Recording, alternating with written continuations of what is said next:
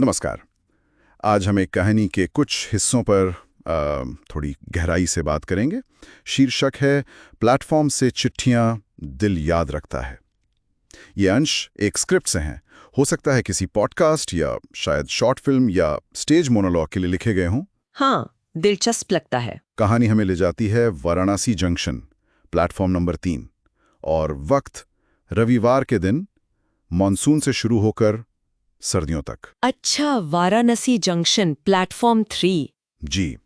और वहां मिलते हैं दो लोग, रिधि जिसके पास एक स्केचबुक है और अर्जुन जिसके पास एक नोटबुक।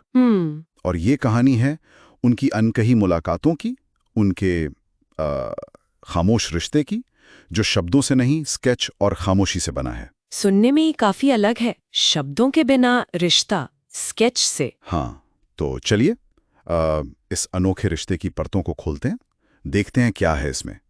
तो पहला सीन, प्लेटफॉर्म 3, मॉनसून की सुबह है।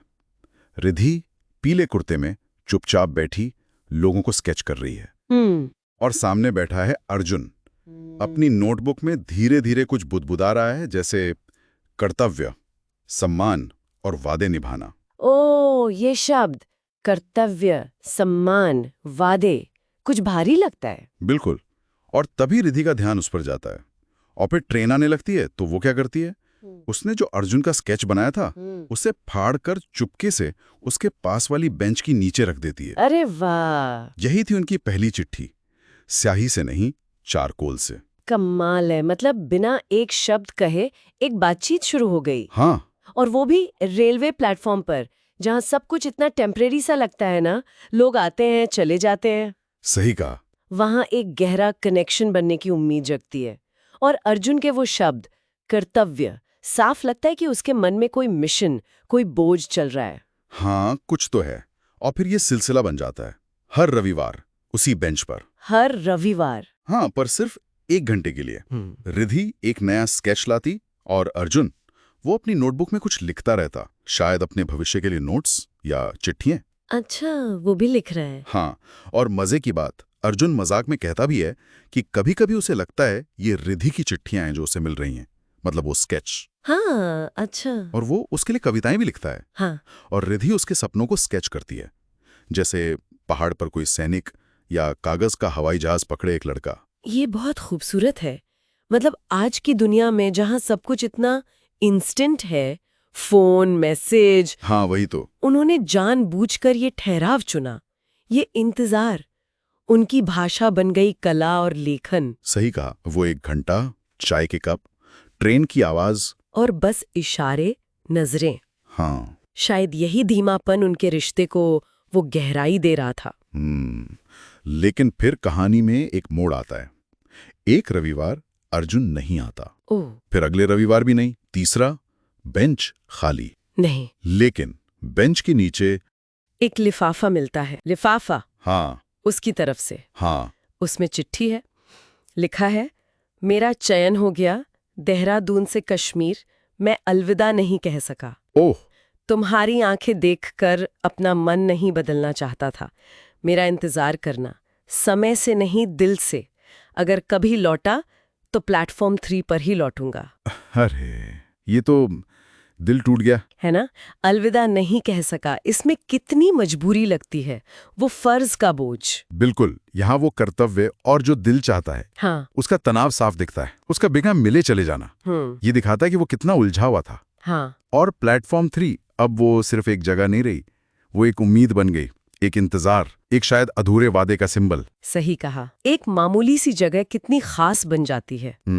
फिर 2 साल बीत जाते हैं। सीन बदलता है। गणतंत्र दिवस का दिन है। वही प्लेटफॉर्म 3, बच्चे झंडे लहरा रहे हैं, गाने बज रहे हैं। माहौल बिल्कुल अलग। और रिधि, वो अब भी वही है, स्केच बना रही है। 2 साल बाद भी। हाँ। तभी एक वर्दीधारी आदमी पास आकर रुकता है, वर्दी में। जी। वो अर्जुन है और पूछता है, अब भी भूतों की स्केच बना रही हो? अरे, वही जुमला जो शायद वो पहले कहता होगा। हाँ। रिधि तो चौंक जाती है, हाथ से पेंसिल छूट जाती है।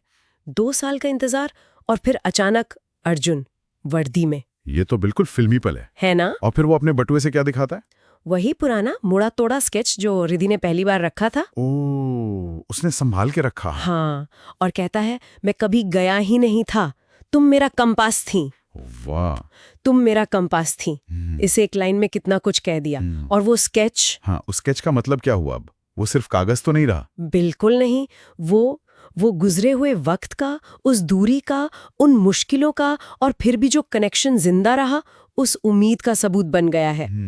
एक छोटा सा स्केच जिसने शायद उसे दूर कहीं मुश्किल हालात में हिम्मत दी होगी, ये दिखाता है कि यादें, छोटी छोटी चीजें कितना बड़ा सहारा बन सकती हैं। लेकिन कहानी का ये जो अंत है, संस्करण ए, ये थोड़ा अलग है। अर्जुन लौट तो आया है।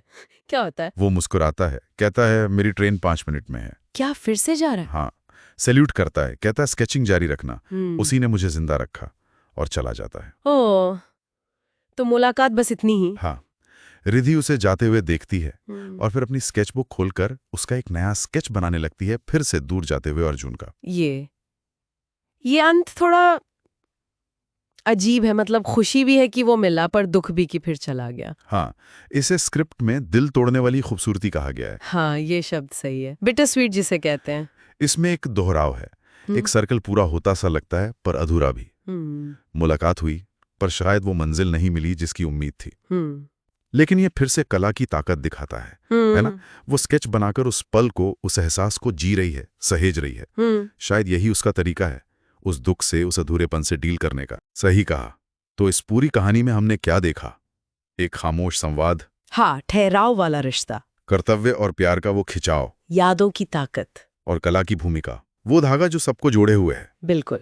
और ये कहानी सोचने पे मजबूर करती है कि क्या इंतजार हमेशा मिलने पर ही खत्म होता है? अच्छा सवाल है। या वो इंतजार यादों में, उस स्केचबुक में जिंदा रह सकता है? और क्या कुछ अधूरी कहानियां भी अपने आप में पूरी महसूस हो सकती हैं? ये सोचने वाली बात है। शायद कुछ कहानियों का अधूरापन ही उनकी खूबसूरती हो। शायद ये एक सवाल है जिस पे हमारे सुनने वाले भी सोच